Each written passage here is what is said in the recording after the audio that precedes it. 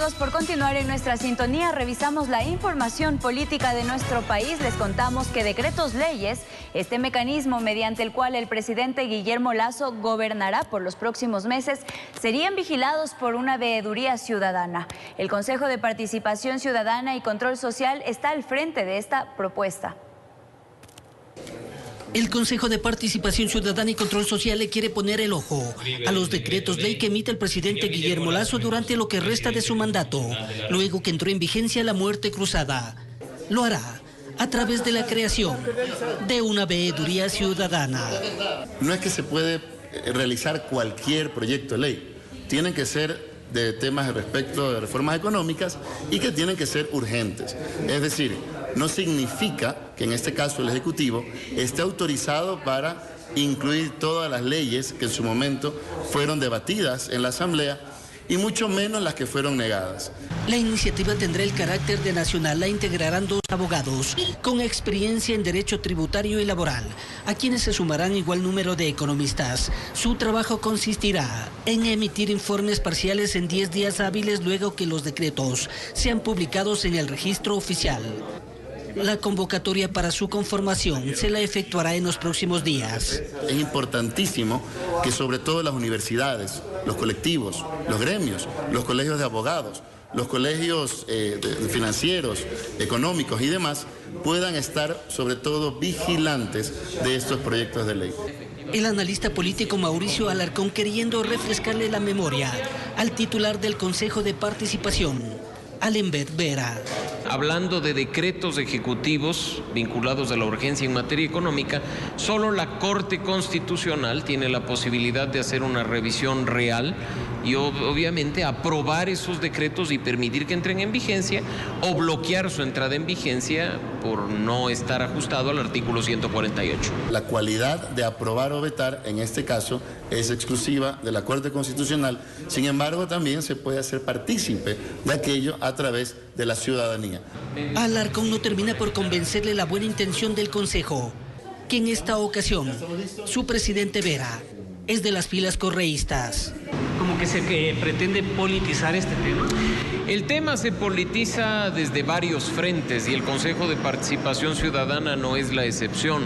Recordemos que quienes están ahí, sus 7 miembros, forman parte de una acción política, han sido elegidos a través del voto. En ese sentido hay que estar muy atentos también de las acciones que ellos realicen.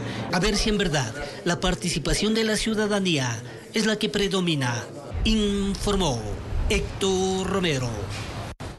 Y la Contraloría General del Estado tendrá nuevamente la facultad de vigilar los recursos públicos de personas jurídicas y entidades de derecho privado, todas estas que dispongan de bienes públicos. Esto tras el anuncio del presidente Guillermo Lasso.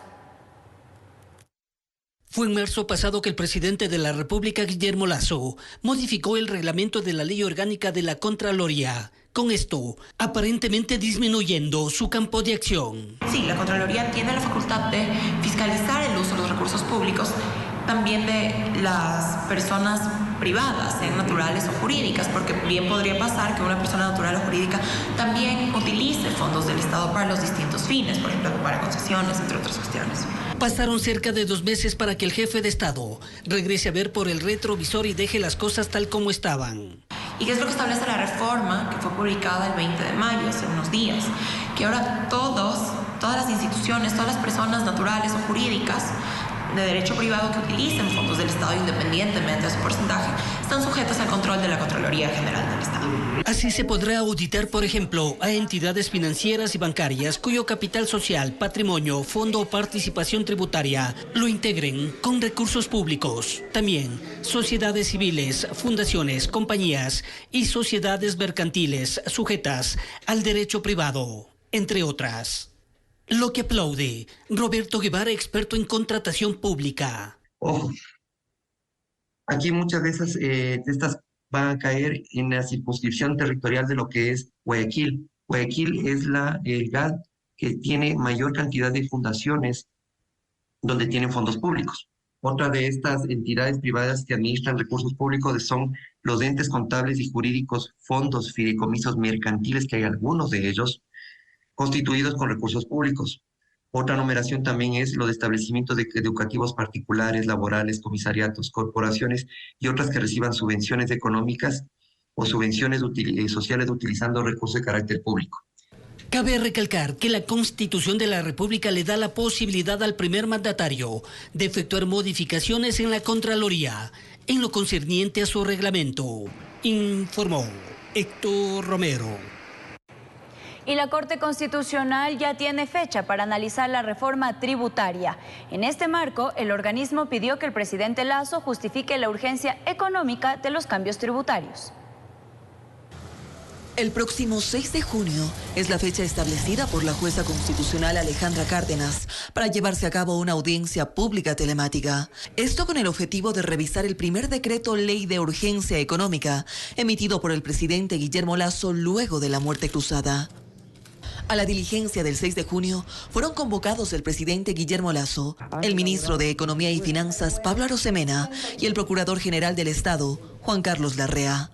Además, la jueza Cárdenas solicitó al presidente Guillermo Lasso que en el término de 3 días remita a la Corte Constitucional un informe en el que justifique las razones de la urgencia económica de este decreto. También se receptarán amicus curiae, es decir, pronunciamientos a favor o en contra del decreto ley. Con esta reforma, el gobierno ha asegurado que se beneficiará al 99% de los contribuyentes, quienes ahorrarán hasta $558 en el pago del impuesto a la renta.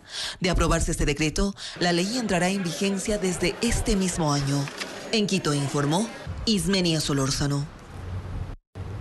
El ministro del Interior, Juan Zapata, no acudió a la audiencia pública que se desarrolló en el Consejo de Participación Ciudadana y Control Social, que fue convocada por un pedido ciudadano. Consejeros del órgano en mención señalaron que pondrán una demanda a este funcionario.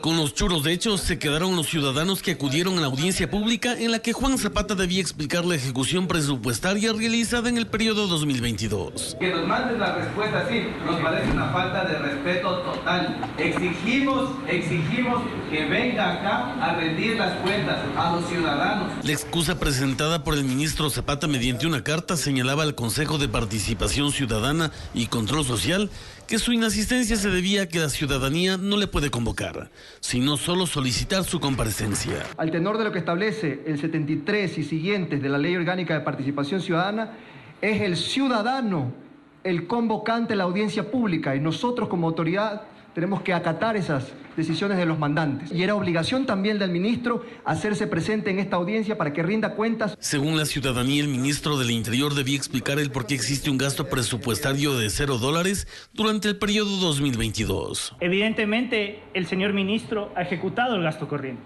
porque son pagos de salarios. No obstante, el gasto de inversión tenía una asignación de $17 millones y su ejecución fue del 0%. Esto particularmente implica que no se compren chalecos antibalas para los policías, que no se reparen los patrulleros, se los está exponiendo como carne de cañón ante el crimen organizado. Al tener la silla vacía del compareciente desde la presidencia de la institución, se pidió tramitar desde la Secretaría de Transparencia del Consejo una demanda al ministro del Interior, además de las que podrían presentar la ciudadanía de manera independiente. Es un antecedente valiosísimo porque de aquí se deberían generar a través de las otras funciones del Estado las sanciones pertinentes de existirlas, ¿no? Eso podría generar responsabilidades a nivel de Contraloría, a nivel de Fiscalía, ya dependerá de que se presenten las denuncias, insisto, no de parte del Consejo, de parte de la ciudadanía. Según se explicó, esta audiencia marca un precedente en el cumplimiento de los derechos de participación de la ciudadanía, pues cualquier autoridad podría ser convocada por ellos para que rindan cuentas. Informó Javier Rosero. Más noticias. El dirigente indígena Leonidas Issa aceptó la candidatura a la presidencia de la República. Su decisión se dio luego del Consejo Ampliado de la CONAIE y se conoce que Issa participará en las elecciones anticipadas de agosto bajo la capa de Pachacutic. Fue durante la noche de este jueves que, mediante decisión unánime de las organizaciones regionales que conforman la CONAIE, Leonidas Issa fue elegido para representarlos como candidato a la presidencia de la República. Marlon Santi, quien legalmente se mantiene como coordinador de Pachacutic y había pedido de manera formal que Leonidas Issa los represente. En tal virtud, tras así decidirlo el presidente de la CONAIE, se pidió que todas las asperezas sean pulidas en torno a las decisiones tomadas por la organización indígena frente al partido político. Hemos tenido la invitación de nuestras ex autoridades de Pachacutic. En su cabeza, el señor Marlon Santi, ex coordinador. Ahora solo esperamos que el señor ex coordinador retire todos los procesos que están en el contencioso electoral con los señores ex tribunal, simplemente permita registrar el compañero Guillermo Churuchumbi y vamos a este proceso electoral, queridos compañeros y compañeras. Finalmente Issa aceptó la precandidatura debido al acuerdo de las organizaciones indígenas congregadas en la Casa de la Cultura Ecuatoriana. Seguidores del líder mostraron su respaldo tras conocer la resolución de la estructura política. Nuestra representación no es individual, es colectiva. Invito a los ecuatorianos, a esas madres de familia, a esos estudiantes, realmente crear en el único camino, el camino de los sectores populares, las clases medias, los empresarios que están dispuestos a levantar este país. De esta manera, Leonidas Issa se suma a la lista de precandidatos presidenciables que aspiran llegar a Carondelet en agosto próximo, informó Javier Rosero. El próximo domingo 20 de agosto, los ecuatorianos tendremos que elegir el presidente, vicepresidente y 137 asambleístas. Mientras tanto, crece la lista de precandidatos con Yacu Pérez y el ex asambleísta Daniel Noboa.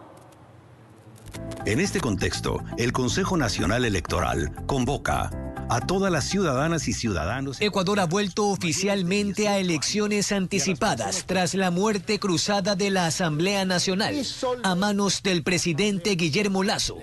10 horas después de su informe a la nación, el CNE hizo la convocatoria en cadena nacional, una elección express para un gobierno que estará 1 año y medio o menos en el poder. Los primeros en anunciar sus aspiraciones, el ex vicepresidente Otto Sonnenholzner, el ex asambleísta Fernando Villavicencio y el experto en seguridad, Jan Topic, quien tiene el apoyo del PSC. En las últimas horas, Yacu Pérez oficializó su segunda postulación, ahora por el movimiento Somos Agua y el apoyo de Democracia Sí, junto a Unidad Popular. Ahorrando recursos, combatiendo la corrupción y que los dineros de la corrupción no vayan al bolsillo de unos pícaros, sino vaya a educación, a salud, a mis hermanos agricultores. La Revolución Ciudadana todavía baraja nombres. Definen si no mueven el binomio de 2021 o se decantan por una mujer. Quizás Viviana Veloz está entre esas alternativas, fue la interpelante en el juicio político. Bueno, yo creo que Viviana Veloz es una chica que ha crecido muchísimo políticamente, valiente, coherente, pero insisto, hoy todos tenemos que estar desprendidos de intereses particulares. Queridas y queridos ecuatorianos. Otro precandidato es Daniel Noboa Asín, exasambleísta de Santa Elena por su movimiento Alianza Democrática Nacional. Dice que lo de él está en el ADN. Si me dan su apoyo, lograremos por fin tener a alguien que gobierne por el interés de la ciudadanía, no por beneficios propios. Este es el momento de recuperar el ADN del Ecuador. El periodo de las elecciones internas empezó hoy y termina el 7 de junio. Informó Jorge Escobar. Más de 44,000 policías se han dispuesto en todo el país para el mega dispositivo de seguridad con motivo de este feriado nacional. En las playas y balnearios, la policía y Fuerzas Armadas ejecutarán varios operativos especiales, pero esta vez en conjunto.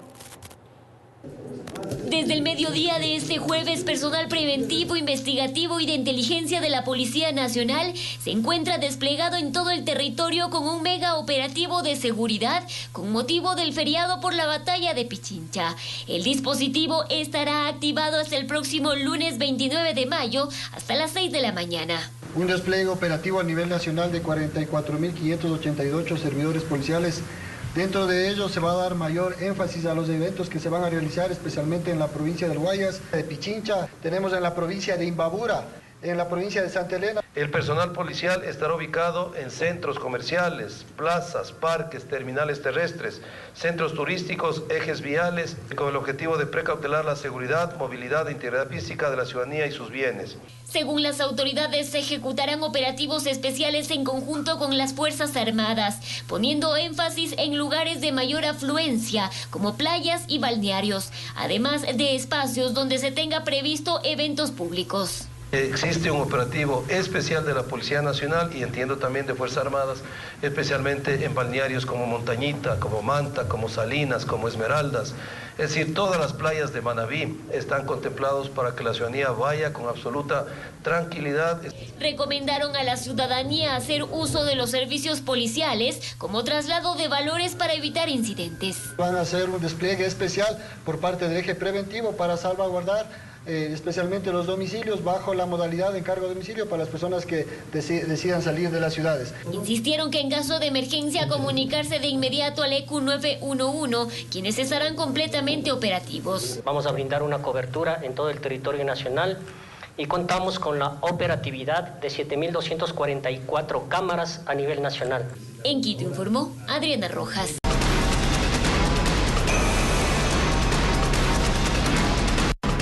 Tenemos más noticias. El ex policía Germán Cáceres recibió la pena máxima de 34 años de prisión por el femicidio de su esposa, la abogada María Belén Bernal. Mientras que por su parte el teniente Alfonso Camacho fue declarado inocente por presunta omisión.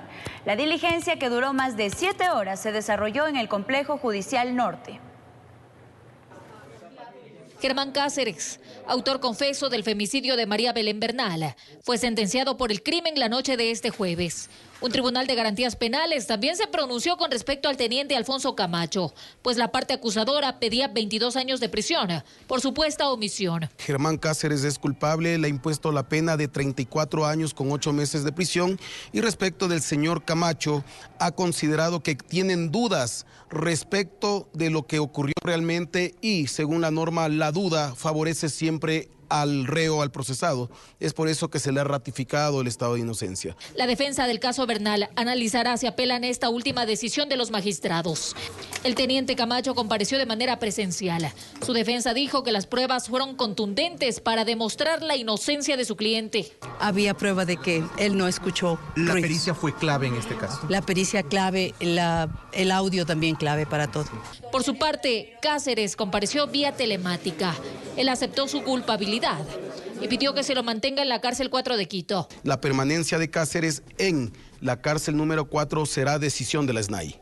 Como medidas de reparación, el tribunal dispuso la creación de una medalla que se llame María Belén Bernal, que será entregada a la mejor cadete dentro de la Escuela Superior de Policía, además de un monto económico que deberá pagar el sentenciado. Bueno, ha establecido una reparación integral de aproximadamente $260,000. La diligencia fue de carácter reservado. Hubo 43 pruebas entre testigos, peritos, prueba documental, testimonial y pericial.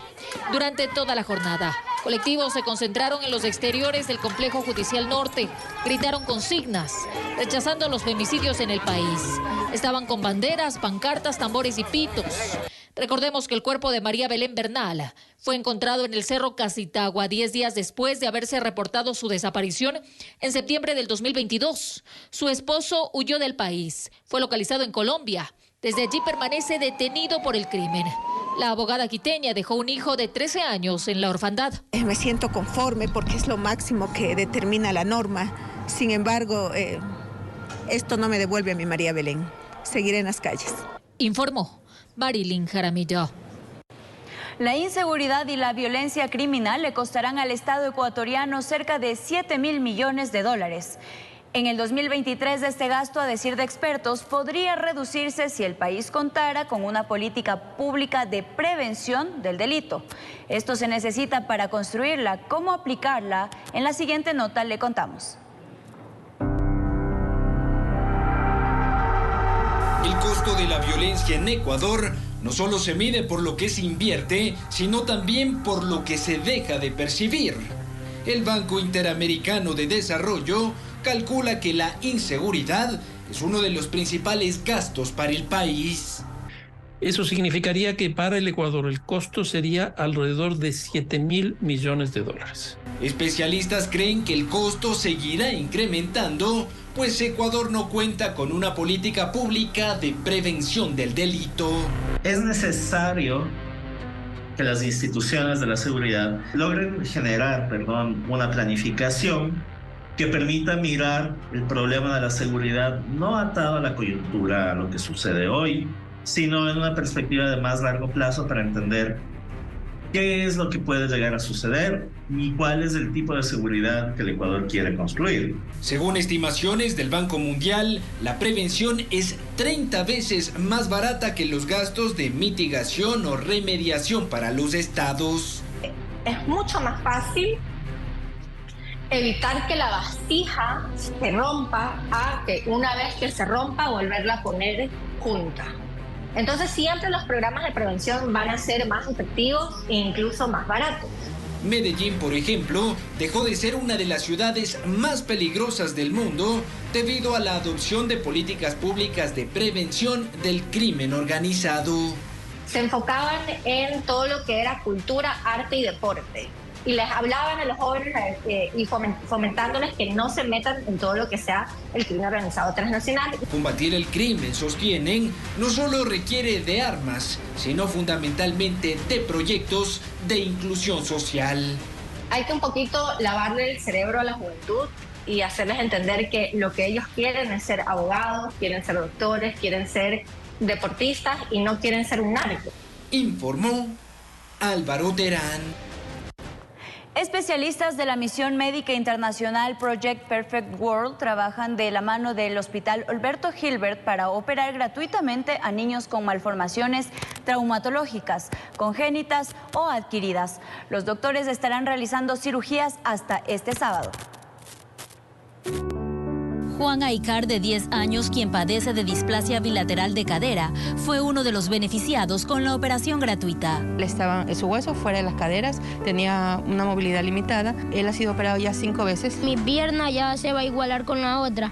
Tenía 5 centímetros de diferencia. Al principio me parecía un poco aterrador, pero luego me di cuenta de que esto es un milagro de Dios, que me parece muy bonito que los doctores me hayan podido ayudar con esto y yo les agradezco mucho. Josías, de 2 años, quien padece de artrogriposis, una deformidad de las articulaciones, fue otro de los beneficiarios con una cirugía correctiva de pie. La operación fue un éxito. El médico nos garantizó más del 80% de que él iba a ser como un niño normal, iba a poder caminar, pero obviamente tenía que seguir el tratamiento. 13 niños con malformaciones traumatológicas fueron intervenidos quirúrgicamente de forma gratuita en el Hospital de Niños Roberto Gilbert por cirujanos de la Misión Médica Internacional Project Perfect World.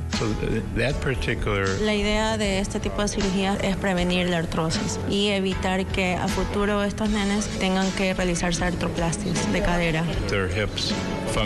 Los especialistas permanecerán hasta este sábado 27 de mayo y junto al equipo de profesionales del Servicio de Traumatología del Hospital Pediátrico de la Junta de Beneficencia realizan entre 2 y 3 cirugías diarias, en su mayoría de displasia de cadera y malformaciones de extremidades inferiores a los niños que previamente fueron valorados y que por el nivel de complejidad, urgencia y vulnerabilidad accedieron al programa. Resultados muy buenos. Una vez que se puede poder alinear correctamente su pie o sus rodillas, los niños ya empiezan a dar sus primeros pasos.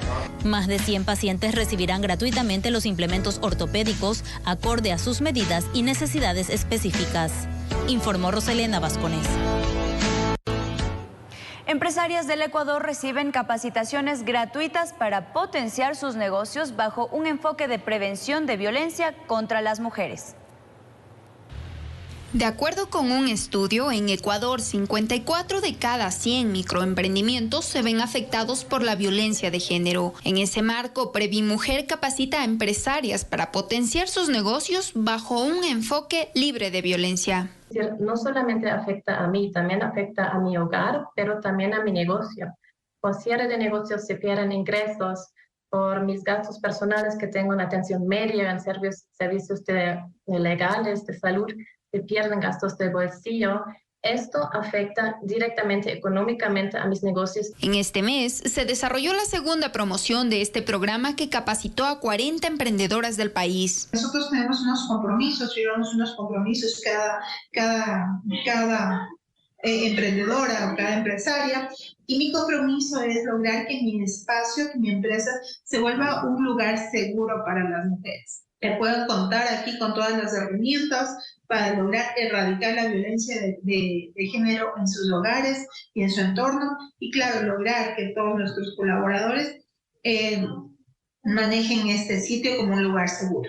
Posterior a las capacitaciones, las participantes recibirán un acompañamiento personalizado que permitirá aplicar las herramientas técnicas y psicológicas adquiridas. Hemos desarrollado varios cursos, por ejemplo, completos que combinan justamente el tema de manejo financiero, gestión de recursos de la empresa, de los negocios, para fomentar la autonomía financiera de las mujeres, pero al mismo tiempo, y eso es el aspecto innovador, fomentando la no violencia contra las mujeres en los negocios. A su vez, las emprendedoras replicarán los conocimientos aprendidos con el resto del personal en sus negocios. Plazo de 2 meses para lograr que todos nuestros colaboradores conozcan todas las herramientas que conocimos dentro de la academia. La violencia contra las mujeres en Ecuador genera pérdidas anuales de 214 millones en sus microemprendimientos. Informó Andrea Navarrete.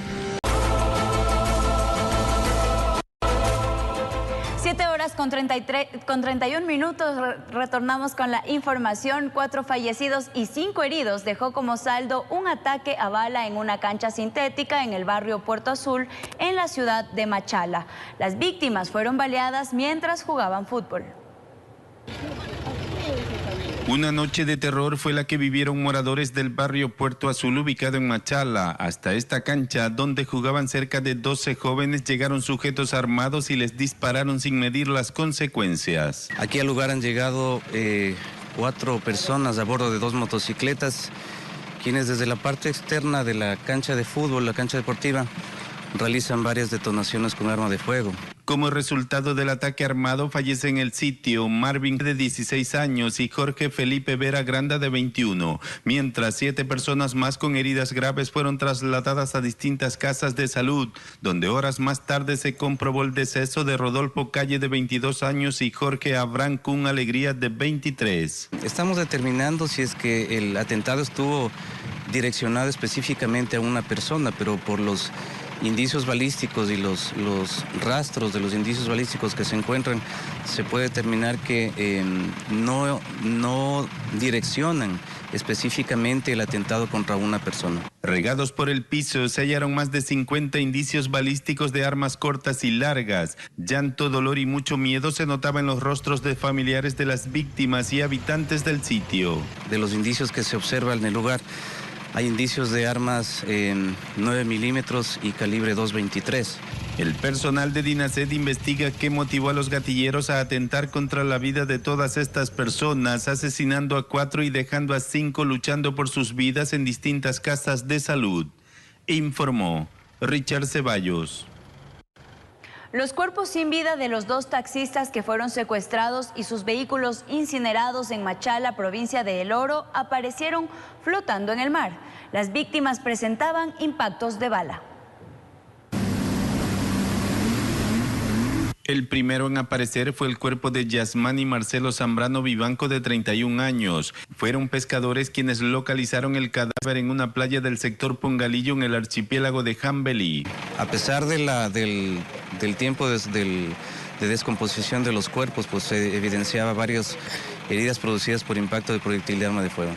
Yasmani fue secuestrado la tarde del sábado 20 de mayo del presente año en el barrio Autoridad Portuaria de la parroquia Puerto Bolívar. Allí un grupo armado lo bajó a la fuerza del taxi ejecutivo en el cual trabajaba como chofer. Luego quemaron la unidad y se lo llevaron con rumbo desconocido. En este caso, se maneja una hipótesis que habrían sido victimados por un tema de pugna de territorio por tráfico de sustancias. La noche del miércoles era hallado en el estero Pilo el cuerpo de Javier Alejandro Ramírez Díaz, de 29 años, quien trabajaba como taxista informal en este vehículo, que fue incinerado la noche del lunes 22 de mayo en el barrio González Rubio, en Machala. Posiblemente el mismo día fueron ejecutadas estas personas. Fiscalía tiene abierta la investigación y toca a los agentes de la DINASED dar con el paradero de los responsables de este hecho criminal que tiene alarmada a la población. Informó Richard Ceballos. Un hombre con discapacidad física fue asesinado con varios disparos en el noroeste de Guayaquil. La Policía Nacional informó que a pesar de su condición, el ahora fallecido registraba varias detenciones por diferentes delitos. La muerte lo sorprendió mientras compraba pan en la esquina de su casa, ubicada en Monte Sinaí, en Guayaquil. Jackson Augusto Bravo Ferrín, de 49 años, fue asesinado de varios disparos por sicarios que se movilizaban en 2 motocicletas. Buena persona, para mí, yo lo conozco hace muchos años y buena persona, que ha tenido sus defectos como cualquier otro. Aquí no es el primer muerto, ahí mataron 3 el otro día. Entonces, esto está difícil aquí, mi amigo. Aquí todos los negocios están cerrando, como usted ve. La víctima había perdido una de sus piernas años atrás, por lo que utilizaba una prótesis. Además, contaba con al menos 3 detenciones por robo y tráfico de drogas. Por este último delito, habría sido la muerte. Posiblemente, porque, como le digo, en el sistema informático policial, el último que tiene es en el 2007 por microtráfico. ¿Por su condición física él trabajaba? Sí, él trabajaba. Él le vendía, preparaba todo lo que son desinfectantes, cloro en botellitas. Familiares del fallecido evitaron referirse al hecho.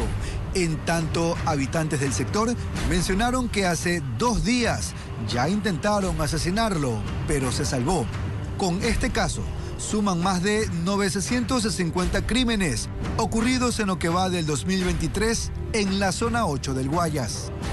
Informó Jorge Salazar. Asesinan a un exmiembro del grupo GAO de la Policía Nacional en el norte de Guayaquil. La víctima fue acribillada cuando salía de su casa a bordo de su carro. La situación ya es investigada.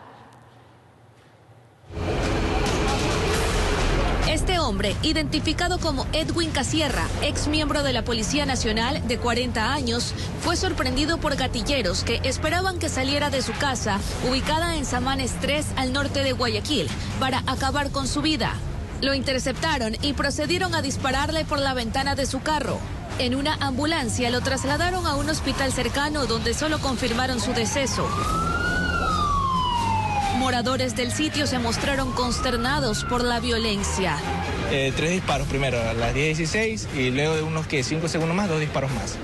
Y ya, ahí no escuché más. Escuché una, bueno, según dicen que es camioneta, pero yo escuché una moto de una irse y alguien gritando, pero ahí no escuché más. Víctima de varias heridas productas por un arma de fuego, lo que es en la calle Fermín Rojas y calle Callejón Séptimo, producto del cual el señor falleció. Efectivamente, el ciudadano presentaba varios antecedentes penales. El ahora occiso formó parte del Grupo de Apoyo Operacional GAO de la Policía. En su registro constan antecedentes en el año 2010 por detención ilegal y chantaje. En el 2014, la Sala Penal de la Corte sentenció a 4 años de reclusión menor a 12 exagentes de ese grupo, incluido Casierra, tras ser declarados culpables de desaparición forzosa y tortura a 4 personas. La institución investiga el paradero de los responsables y el móvil del crimen, informó Adriana Peralta. Con aproximadamente 30 disparos asesinaron a un ciudadano en Portoviejo, provincia de Manabí.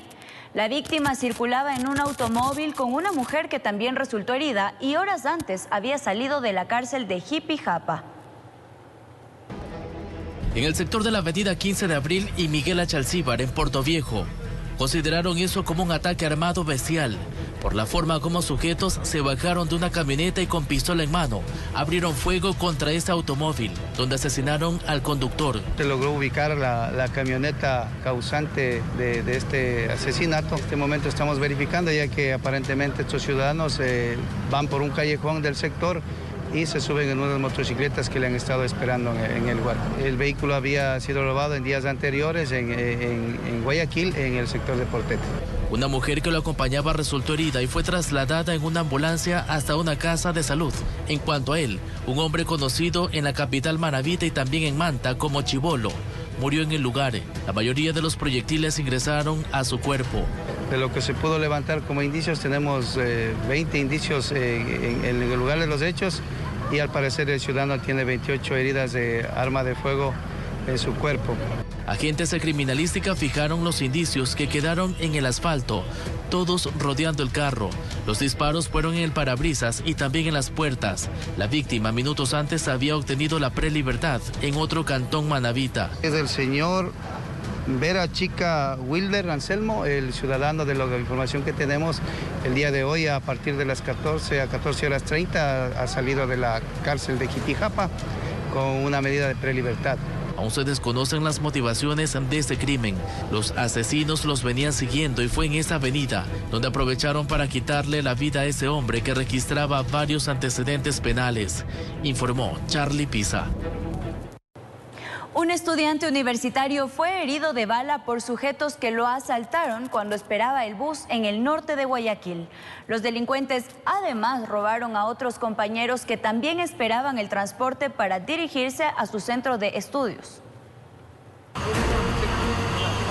Fue una mañana de temor para los habitantes del sector Sauces 8, esto en el norte de Guayaquil. Varias personas se encontraban esperando un bus universitario. Se trataba de varios estudiantes que se dirigían hasta la Escuela Superior Politécnica del Litoral. Mientras esperaban, desconocidos se les acercaron para tratar de robarles. Hubo forcejeo, una de las víctimas recibió un disparo en la pierna. Eso es lo que cuentan los testigos. Y dice que le ha quitado la mochila a todos, los asaltó con pistola en mano. Y entonces el muchacho se ha puesto nervioso. Su mochila de estudio. Me imagino que como todo chico quería estudiar, pero no midió el peligro porque corrió peligro su vida, como ven. Ahí está la muestra de la sangre. ¿Ustedes ayudaron al chico? Creo que según expresaron, el joven recibió atención médica. Esto para evitar que se complicara el cuadro. Los testigos pidieron mayor resguardo policial. ¿Le hicieron un torniquete en el pie?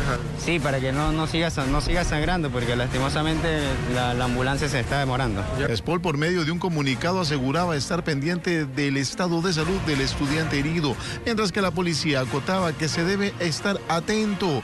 No se puede dar señales para ser víctimas de la delincuencia. Como medida primera de autoprotección, sea muy observador a su entorno, siempre esté alerta. La primera medida de seguridad es primeramente no evidenciar, no dar a notar. El objeto caliente del delincuente es el teléfono. Informó Julio César Saón. Operativos policiales en la provincia de Esmeraldas permitieron la captura de varias personas implicadas en presuntos actos delictivos. 5 sujetos quienes decían pertenecer a uno de esos grupos delictivos organizados fueron puestos ya tras las rejas. En el centro de la ciudad de Esmeraldas, a media mañana, 3 amigos, 2 adolescentes y un mayor de edad ingresaron en un local comercial. Sueltos de lengua, exigían al dueño una cierta cantidad de dinero para que pueda trabajar sin amenazas y con seguridad. En el interior, policías de civil que investigaban un caso fueron testigos del hecho y los atraparon en flagrancia. Hemos realizado 456 diferentes tipos de operativos orientados a la seguridad ciudadana y el orden público. Habrían estado extorsionando en la zona comercial para cometer el ilícito. Decían ser integrantes de un grupo delictivo organizado. Los policías no se atemorizaron, más bien los sometieron y esposados fueron puestos a órdenes de la autoridad. Mediante el respaldo y la información que nos dan, realizamos operativos. Realizamos la visita comunitaria local. Así también la acción oportuna de la policía permitió la captura de un sujeto que con arma blanca amenazaba y asaltaba a personas que caminaban por la vía pública. Hemos aprendido en el transcurso de esta semana 9 armas de fuego, 12 armas blancas y 3.187 cartuchos de diferentes calibres. Mientras en el cantón fronterizo de San Lorenzo, labores de inteligencia policial permitieron la captura de 2 personas, una de ellas extranjera, a quienes les encontraron 2 armas de fuego tipo pistola y 23 cartuchos. Se ejecutaron allanamientos con la finalidad de desarticular una organización que se dedicaba a la comercialización de material mineralizado. Las armas entraron en cadena de custodia. Será en el Departamento de Criminalística donde se determine si están implicadas en hechos delictivos o muertes violentas. En Quito informó Iván Casamen.